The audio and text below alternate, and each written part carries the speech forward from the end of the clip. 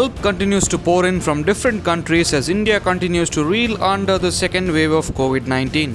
The first batch of medical assistance arrived from South Korea's Incheon to the Delhi airport. A flight carrying a consignment of medical equipment including 200 oxygen concentrators reached India amid a raging pandemic.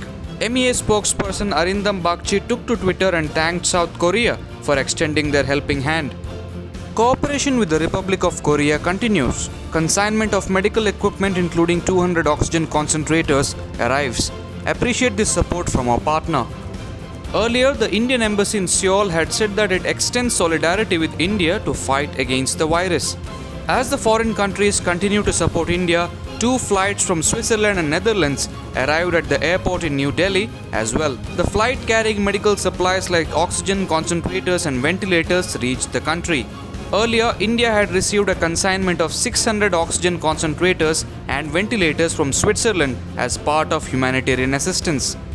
Switzerland stands with India in its hour of need. At this point, our objective is to get all possible assistance to India that we can as quickly as possible. What we are witnessing today is international solidarity at its best. It is impressive to see how many countries and private businesses are stepping up to the plate. In addition to these medical aids, United Kingdom sent around 200 oxygen concentrators as a token of gift to the country.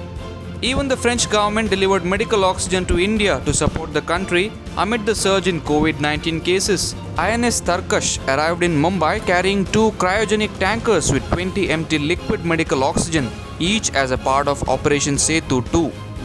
Deeply value this continuing support from our friend and partner France. Grateful to our friend Qatar for the prompt facilitation and collaboration with the French embassy in Qatar.